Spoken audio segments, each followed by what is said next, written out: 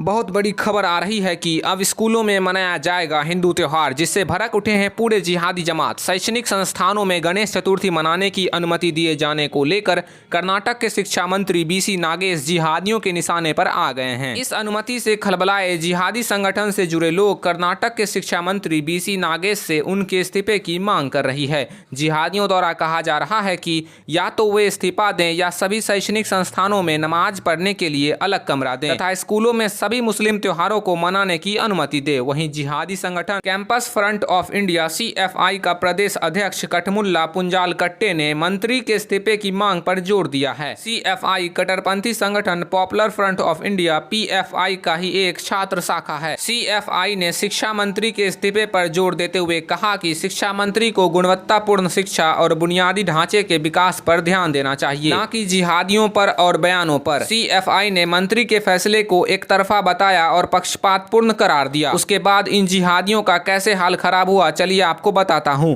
दरअसल बेंगलुरु में गुरुवार 18 अगस्त 2022 को एक प्रेस कॉन्फ्रेंस में शिक्षा मंत्री ने कहा था कि स्कूलों में हर साल की तरह इस साल भी गणेश चतुर्थी मनाने की पूरी आजादी है। यह आयोजन सभी को एकजुट करता है। उन्होंने स्कूलों में गणेश चतुर्थी मनाने के लिए अनुमति देते हुए कहा कि देश की आजादी के पहले से ही स्कूलों में इस तरह के त्योहारों का आयोजन चलता आ रहा है, लेकिन कुछ समुदाय विशेष के लोगों के दबाव से इसे बंद नहीं किया जा सकता। साथ ही उन्होंने स्कूल में इसके अलावा अन्य किसी भी धार्मिक गतिविधियों की अनुमति देने से इनकार कर दिया। शिक्षा मंत्री ने कहा कि गणेशोत्सव को इस देश की स्वतंत्रता आंदोलन में लोगों को एकजुट करने के लिए हथियार की तरह प्रयोग किया गया था। इस तरह की परंपरा सदियों से चली आ रही है और इसे रोकने का कोई सवाल ही पैदा नहीं होता। हमने धार्मिक प्रथाओं के लिए कोई नई अनुमति नहीं दी है। हमने तो बस शिक्षण संस्थानों में सदियों से चली आ रही परंपरा ना रुके इसके लिए अनुमति दी है, जिसे कुछ लोगों द्वारा रोकने का प्रयास किया जा रहा है। लेकिन मुस्लिम संगठनों को यह रास नहीं आ रहा है। वे लोग इसे हिजाब मामले से जोड़ कर देख रहे हैं,